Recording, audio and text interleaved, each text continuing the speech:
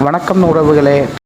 கனடாவும் ஆஸ்திரேலியாவும் இந்த ஜனவரி மாதத்தையே தமிழர் கலாச்சார மாதம் நீ அறிவிக்கும் போது, நீ இந்த நாட்டில் பூர்வீகுடி மக்கள், இந்த நாடு நாடாவதற்கு முன்பிருந்து நிலைத்து வாழக்கூடிய மக்கள், இந்த நிலம் அடிமைப்பட்டு கிடக்கும்போது இந்த நிலத்தின் விடுதலைக்காக தூக்குளதுங்கி செக்கெழுத்து சிறைப்பட்டு வதைப்பட்டு ரத்தம் சிந்தி போராடி மாண்ட மறவர்களின் கூட்டம் நாங்கள்.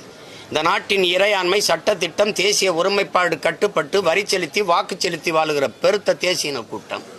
எங்களுடைய உணர்வுக்கு எங்களுடைய பண்டிகைக்கு மதிப்பளிக்காம இதே மாதிரி நீங்கள் உங்களுடைய சங்கராந்தி அல்லது உங்களுடைய தசாரா இந்த இதெல்லாம் கொண்டாடுறீங்கல்ல, உங்களுடைய விநாயகர் சதுர்த்தி அந்த மாதிரி விழாக்களுக்கெல்லாம் நீங்கள் விடுமுறை விடாமல் இருப்பீங்களா?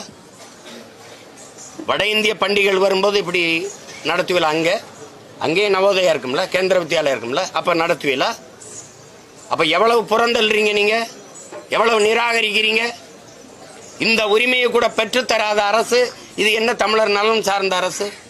இப்போ நான் இருந்தால் முதலமைச்சராக இருந்தால் நீங்கள் நடத்திடுவீங்களா?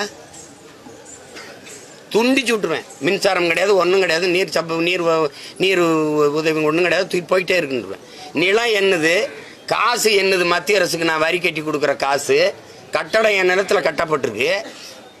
அப்போ என் மொழியை படிக்கவும் வாய்ப்பு இல்லை, என் கலைய கலாச்சாரம் பண்பாட்டை போற்றவும் வாய்ப்பு இல்லைன்னா அப்புறம் எதுக்கு?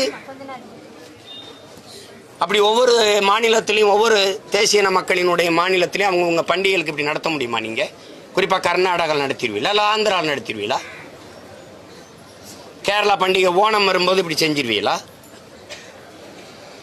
கேட்க ஆள் இல்லை, அதனால இது உங்களுக்கு வசதி ஆயிடுச்சு.